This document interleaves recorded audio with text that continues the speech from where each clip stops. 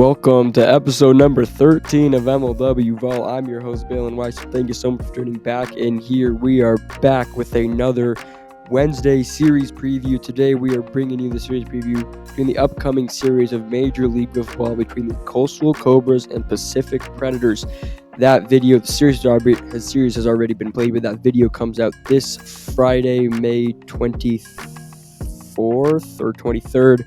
At 4 p.m. Eastern Time, so be sure to stay tuned for that on the MLW Wiffleball YouTube channel. I will link that top link in the description of this episode.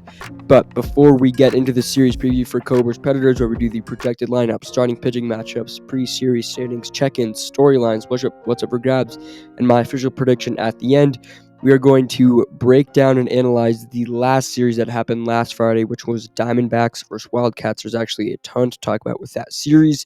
But before we get into that, let's jump into a quick around the league.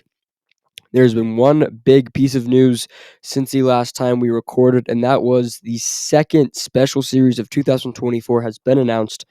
Normally, at the beginning, when Kyle was talking about the special series way earlier in the offseason, he said that he wants them all to come out in a kind of one poster idea where all four of them are on one poster.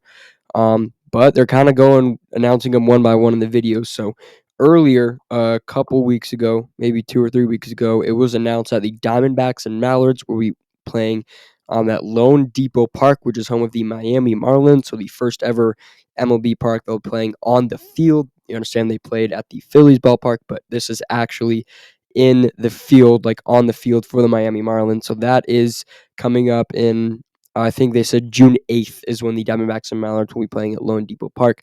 But the newly announced special series for 2024 between the Cobras and Wildcats is going to be played at Brooklyn in, I don't know how to pronounce it, Miami Park, which is home of the Brooklyn Cyclones. I believe is either a minor league team or like an own affiliate baseball team. But they will be playing in Brooklyn. So Cobras and Wildcats, it is the third slate series, I believe, because I know the Wildcats play the President's Slate too. So I think they will meet probably just right before the All-Star break. So Cobras Preds being played at Brooklyn in the home of the Brooklyn Cyclones at Miami Park. So that leaves only 2 out of the 4 regular season special series to be announced, which is Magic, Preds, and then Gators D-backs. So I'm sure that'll be announced very, very soon. But ladies and gentlemen, without further ado, let's jump into a series recap. Let's analyze Diamondbacks versus Wildcats. That's next.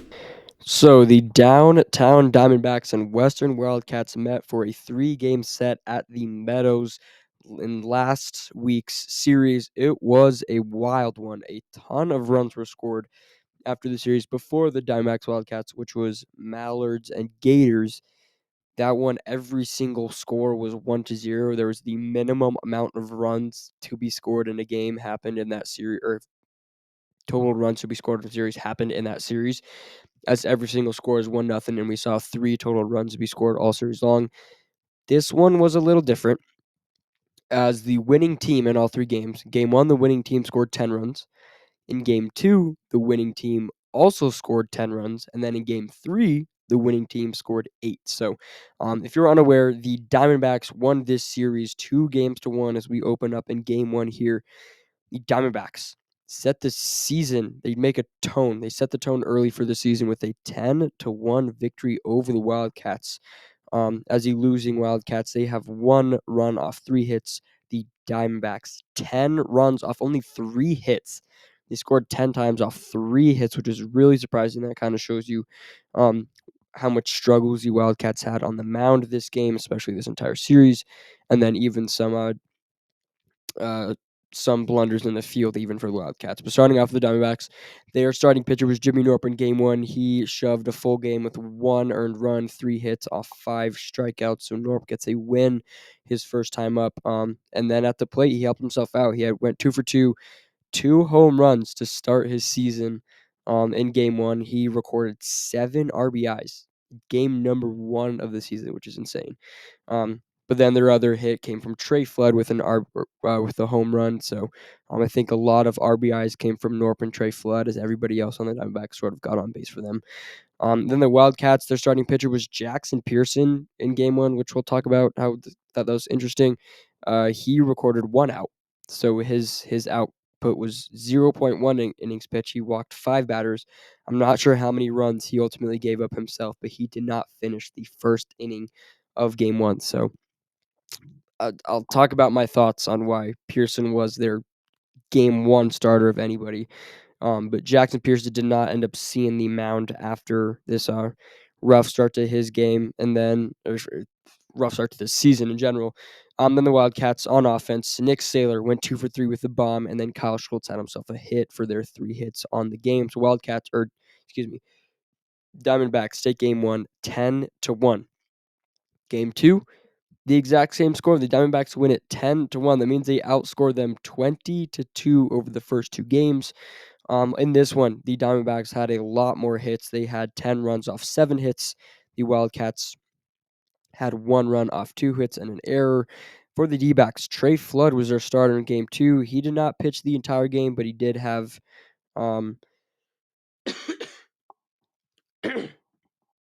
but he did have 4 strikeouts and 2 walks. Sorry, excuse me. And then on offense for the Diamondbacks, they had a very dispersed. Game 2 was definitely like the go-all, see-all game for this offense that they want for the entire season because they had a ton of production from top to bottom. Jacob Pitchka had 3 hits, including a home run.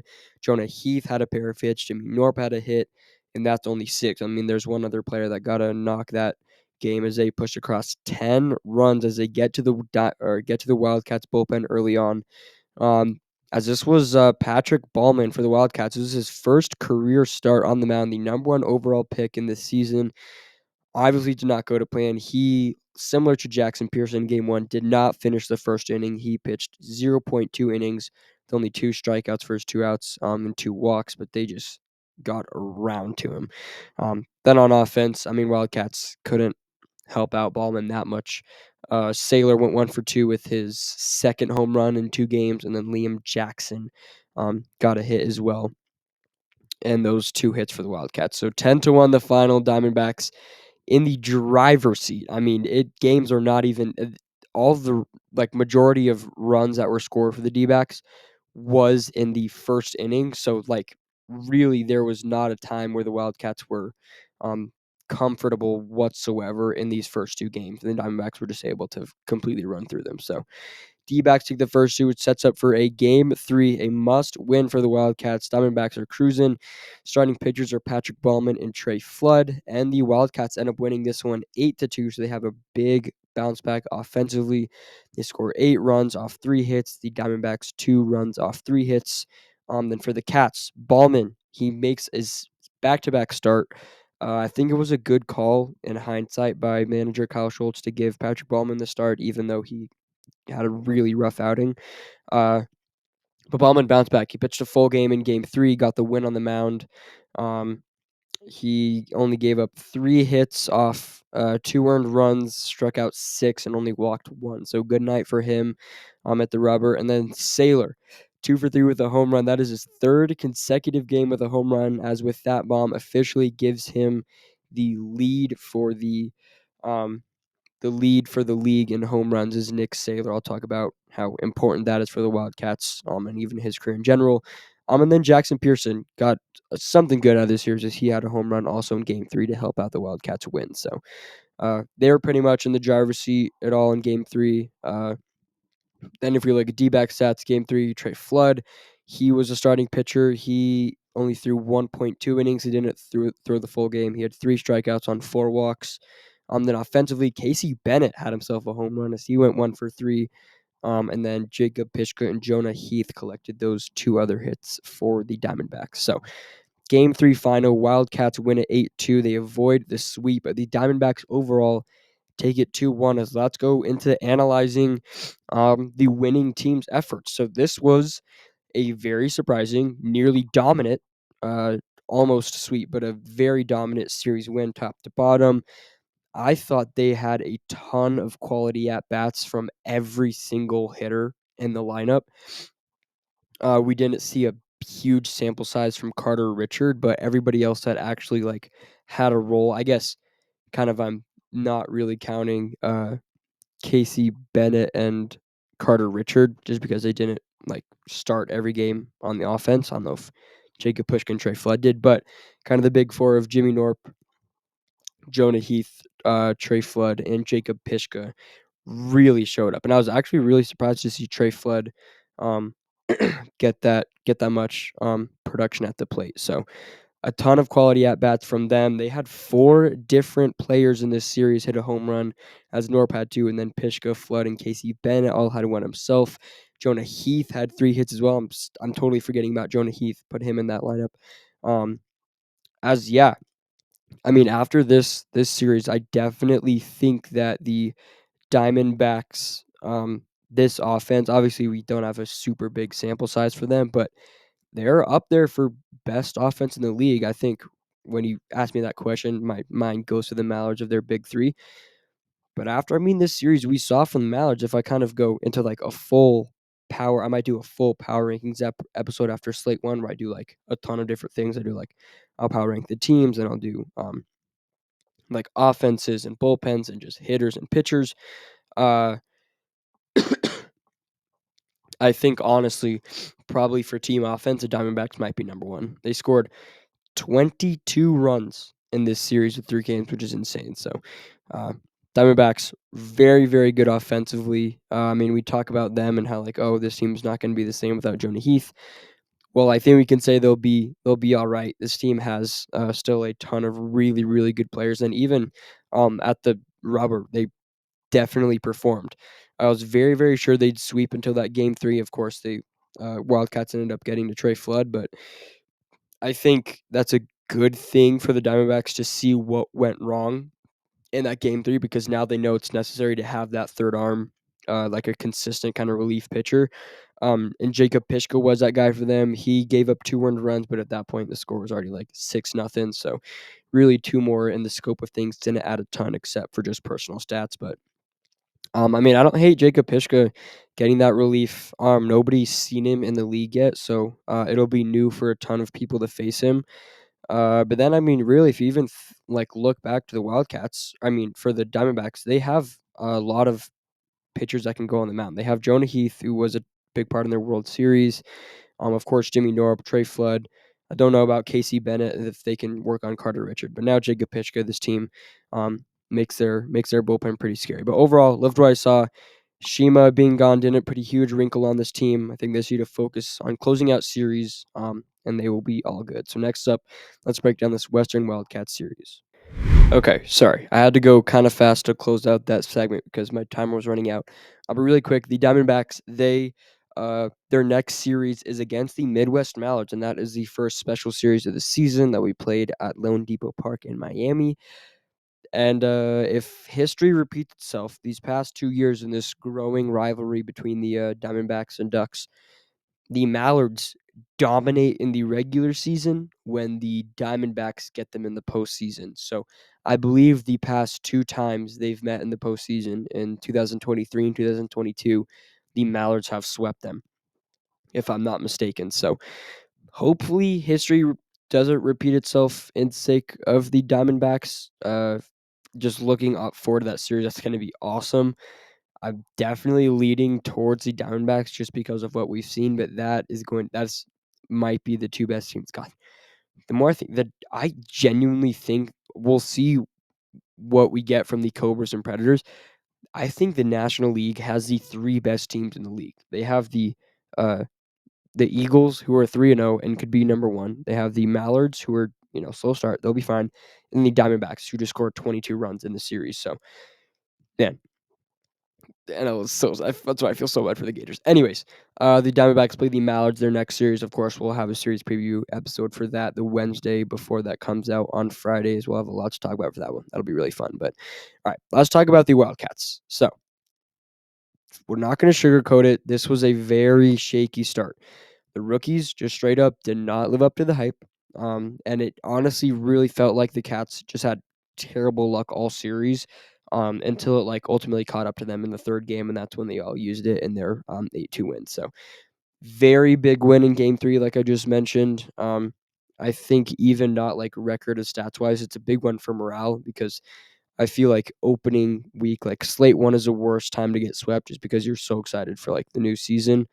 And then for it to start bad really kind of puts a damper on the rest of the year. So I think that game 3 win was massive for them. And if anything, it also just shows us that, you know, what Kyle Schultz has done this offseason can win games, right? Because like Ballman, I think it's huge for him that he showed that he can be fine and bounce back and get that win on the mound. So that's huge. And then we've seen this offense that was uh, scored once in games 1 and 2, then explode for 8 runs in game 3. So Wildcats, big win in game 3. I think we should look at that a lot more than them losing the series because the Wildcats, you honestly have a lot to be excited for.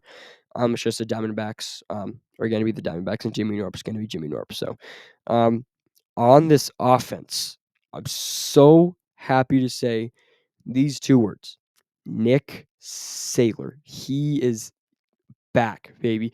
3 home runs on the series, 1 in each game. He currently, after this series, of course, sample size people, not the end of the season. If it were, this would be incredible. He is swinging a 2,450 OPS right now after his first 3 games, which is incredible. That means that, Grant Miller through 12 games last year had a 1,700 OPS, which is just insane.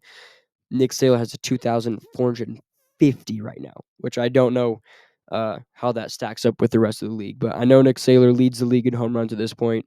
As you know, he has had 2 very difficult back-to-back seasons in 2022 and 23. After his freshman season and sophomore season went insane in 2020 and 2021. So it was rough. His career was going in the wrong direction for Nick Saylor, but it looks like he got his stride back. 3 bombs on the series. He's looking great. Nick, buddy, you gotta shave the mustache though. That's not working. But hey, maybe it's a superstition thing. If he keeps on the mustache and hits 3 home runs, you should keep on the mustache until you don't hit 3 home runs a series. So Nick Saylor, congratulations. I'm so happy to see you back. He plays such a vital part in this offense. But outside of Saylor, I mean, there was pretty minimal production. They got hits from Schultz, Liam Jackson, and Jackson Pearson. I'm sure other players also did, but I was very surprised. Patrick Ballman, if I'm not mistaken, I don't think he got an AB all series long. Uh, they drafted him and painted him the picture as a 2-way player similar to the last number 1 overall picks with Jordan Robles and Grant Miller. But he was really just focused on the rubber all series long. So no Patrick Ballman. I mean, as that kind of transitions us into the pitching wise, this may be this might be a history series for the Wildcats because this may be the first series in team history. Remember, these Wildcats are tied for the oldest team in league history, winningest team also. This may be the first series in Wildcats history, 15 years, that Kyle Schultz didn't start a game on the mound. And when I look, and if I'm Kyle Schultz and I'm a manager of this team, I don't know how he did it. I'll Jackson Pearson getting the start in game 1 is shocking to me, honestly. I get that, we don't see what's going on in the offseason and we don't know. I know Kyle's a great manager. He knows the game better than anybody else. Maybe he earned his stripes this offseason, but I mean, like last season, his stats were not impressive. Uh, he felt like a perfect filler guy for them where they like, all right, well, we need a new number 2 arm. Jackson Pearson, you step up. Like these are good numbers for your first series kind of in perspective here. But when you look at his numbers compared to like Jordan Robles pitching stats last year were out of his mind. Then like Ryan Cratch, of course, is unreal. They weren't great. So something clearly had to go on this offseason to where Kyle Schultz gave JP the start over himself, which I think I would have started Kyle. I probably would have started Patrick Ballman. I think I'm drawing the line there. I probably wouldn't give the start to Nick Saylor. But still, I feel like you have 2 much more reliable arms than Jackson Pearson. And I feel like after, he grew into that starting pitcher position last year, I feel like now with, the 2 new guys they bring in and Nick Saylor can kind of come back on the mound that he just goes back into a relief position and maybe that's what he's good at. So Jackson Pearson, not a great start numbers-wise. He got touched up in the first out. He only threw one. He recorded one out. I believe I looked at his ERA is like 86 right now or something. So I hope he gets back and bounces back. But in the first two games for the Wildcat season, they had to reach into the bullpen in the first inning of games 1 and 2. And this has to be the most of any team so far this season. They showed 5 pitchers this series. They had Ballman in first, who threw nearly 4 full innings. Then you had Ty Fresnick, who threw in frame. Kyle Schultz threw 1, and then Saylor threw frame, and then Pearson has 1 out. So really just Liam Jackson is their only guy that's not really a pitcher at this point. But overall, Wildcats, they definitely need to clean it up on the rubber. But top to bottom, I definitely say straight up I'm a little disappointed by the team. But this is the newest Wildcats roster we've seen in a couple years. You know how they've really kept around Kyle and Nick and Jackson over the past, honestly, 3 seasons now, where it's just been them 3. So when they're bringing in 2 new guys that are going to play a really big part in this team's rotation and offense, it's going to, of course, take a little bit of time to get ready. So I think we expect a little bit of growing pains. It's not like they got swept. They still got one super impressive win under their belt. As they take that one win into the next series versus the Preds, which we are just going to talk about in the upcoming series preview. But yeah, don't overlook the Wildcats. Give them a little bit of time to grow out of their growing pains. But then they gotta clean some stuff up at the plate, and especially at the rubber, not necessarily the plate. They gotta clean stuff up at the rubber before they head into that series against the Predators. But ladies and gentlemen, that is it for the last series recap. But let's jump into the series preview for the Pacific Predators and Coastal Cobras. That's next. Coming out this Friday, the Pacific Predators and Coastal Cobras meet for a 3-game series at the Meadows in the final series of slate number 1 of the 2024 season. So, coming to the series for the standings, both teams are in the American League. As we've only seen 2 teams in the American League so far, the Magic and Wildcats. So the Magic right now are in 4th at 0-3, Wildcats in 3rd at 1-2. And the Cobras and Predators are essentially tied for first right now, as they have not yet played a game. And, looking at the standings straight up, if, with the Wildcats and Magic both dropping their series, having losing records, just means a winner of this series will take first place in the American League. And that even means more that if a sweep happens, that means that team that swept is going to be in a very, very good spot, and have some ground they have over the 3 other teams in the American League for first. So, just going over to the National League real quick. 4th place is the Gators at 1-2. Then we have the Mallards at 2-1, the Diamondbacks at 2-1, and the Eagles in first at 3-0 with the best record in the league. So it's going to be expected batting lineups. I'm rolling with a 4-man lineup for the Preds and a 5-man lineup for the Cobras because they have 8 active players. For the Predators, of course, I don't really know the strategy on the manager, so I just kind of ranked the best hitters on each team, essentially. So for the Predators, I have Ryan Kratch, Alec Warda, Brendan Russell, and Rudy Ramirez. I don't have Stephen McGlade or Levi Fleer at the plate, which I think is fine. I think these are their 4 they're going to go with all season long, as that is now a rule that you need to have 4 players in the lineup. So I'm pretty sure they're going to run with this for all season long. But definitely this order I think could be swapped up a lot. I think Warda's a good 1, maybe Ramirez at 2 if he ends up growing into himself. Ryan Kratch at 3 and Russell at 4 I think is a really good lineup for them.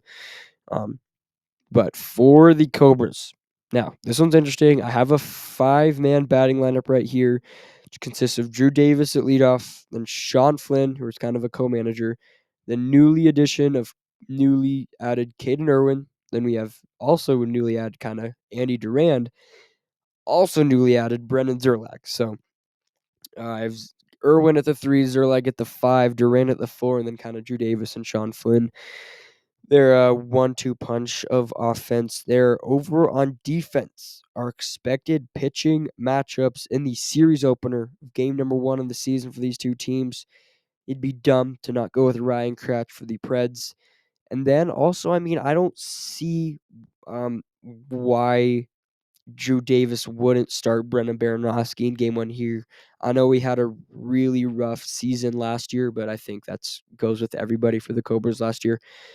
But you still got to give the start to Brennan Baranowski, and I mean, even when you look at the roster, they have nobody else to put at the bump. Sorry, they have nobody else to put at the bump besides Baranowski. So got to go Barron, number 1 overall, to reigning Cy Youngs facing off, of course, the 2-time MVP and Ryan Kratch.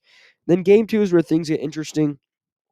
It's definitely kind of publicly known that Levi Fleer, the Preds rookie draft pick, is expected to make a start in game 2 over Stephen McGlade. So I have him written in. And then for the Cobras, I'm going to go with Caden Irwin because he's newly added. And then just again, I mean, you look at their lineup and truly, honestly, Brendan Baranowski or Caden Irwin are the only two that have true pitching experience also, unless they exercise a third arm that we're not aware of, like their new rookie or Chris Baranowski maybe. But uh, we're gonna go Barron and Caden Irwin manning this rotation, and then game 3 I have a aces rematch between Ryan Kratch and Brendan Baranowski. So for the most part, we're pretty much spot on with these pitching matchups all season long. It's just the Wildcats that threw us off with Jackson Pearson because I expected Kyle Schultz to make 2 starts on the series, but um, I'm sure Kyle will come back to his starting ways. But those are my expected pitching matchups. Let's get into the series storylines here. These two teams do have a lot of history. I think 2022 was definitely the peak of these two teams and their rivalry, as they've just been playing forever. They have probably 2 of the biggest fan bases in the league. But over on the Preds, the three-peat begins in 2024. Mr. Ryan Kratch is looking to put together his 3rd consecutive MVP caliber season, as he has won the last 2 most valuable player awards in MLW in 2022 and 2023. Um, as coming into this season, we are on all-time history watch, as no player in Major League Wiffleball history has won 3 MVPs in a row. So if Ryan Kratch is to play really, really well and get his name up there, he could be the first player to ever accomplish that. Now, on to the Preds. Kind of look at their team and you think, oh, it's the same old Preds. Unless I think this team might look a lot like fresher than you think in 2024. Starting off with their rookie pick, Levi Fleer. I think their bad luck with draft picks is finally going to run out. I'm going with Levi Fleer. He's expected to make a start on the mound. I think every single series it'd be stupid not to start Kratch for 2 games. But if they kind of follow the script, that gives Levi Fleer 5 starts in a game. And those game 2s, those kind of bridge games in between Kratch's aces, are really important. It also comes down to if their offense can perform. And that is why their offense. That is why I think Rudy Ramirez is going to be a massive part to this Predators offense. Uh, the biggest problem that the Pacific Predators have had since their World Series win in 2019 has been depth. This team has ran short of just good enough players for the past 5 seasons in a row. They're a postseason bid nearly every single season except I believe 2021 was the year they missed out when there was like a 3-way tie in the AL. They finished 7-8, so Pred should be making the postseason. But anyway, I think this team's depth is finally going to expand. I think Levi Fleer is going to be a new arm at the plate, and I think Rudy Ramirez, he has been he has been so close to connecting his really good baseball talent to wiffle ball. It hasn't came through yet. He's I think the only thing that can get it to this point is just a lot more at bats. So I think, in 2024 when he's going to have a spot in this offensive lineup every single game, I think that it will finally come through for Rudy Ramirez at the plate. So look at the lineup, you think, oh, it's the same old Preds.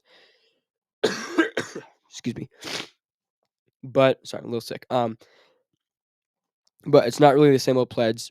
I think Levi Fleer going to be a really good spot on the mound, and then Rudy Ramirez is going to be hitting the ball and be one of the newest, best offensive players on the team. And I think Rudy might grow into one of the best hitters on this lineup quickly because, Brendan Russell plays really good in May, so we're expecting a big series from him, but after that, he sort of fizzles out. Of course, Warda, you know what you're getting from him, you know what we're getting from Kratch, so I think this player that could really push them over the edge and get to a World Series is Rudy Ramirez. So I think I'm expecting a breakout season from him. So I think the Preds are going to have a flash of life here, and be kind of the newest runner of the American League for this season. So moving on to the Coastal Cobras. It's been a busy offseason, to say the least. They trade away Sawyer Bien. They get Brendan Thurleck. They trade away the second overall pick. They get Caden Irwin and Justin Esch, technically for the price of Jeremy Adams. Andy Durant announces he's back, which brings roster to 8 active players. Every game, you get 2 players in the field plus 1 pitcher. Even if you start a batting lineup with 5 players, there's a chance that a player gets 1 at-bat a game. It's far-fetched, but even with 4 batters, that's 4 other players that are sitting on the sideline. I said I predicted a 3-12 season from the Cobras. Baranowski last year had an 0-6 record. Their pitching is terrible. I think their offense is worse. I don't mean to hate on the Cobras, but I'm just going to jump right into it. My series prediction, I'm going with a Pacific Predators 3-game sweep over the Cobras. I think it's going to put them in first place in the American League, and they are going to be in the driver's seat the whole time. The Cobras, prove me wrong. Drew Davis, prove me wrong. I want to see this team be good. Right now, we're going Preds 3-0. Ladies and gentlemen, thank you so much for tuning in. I'll see you later. Peace.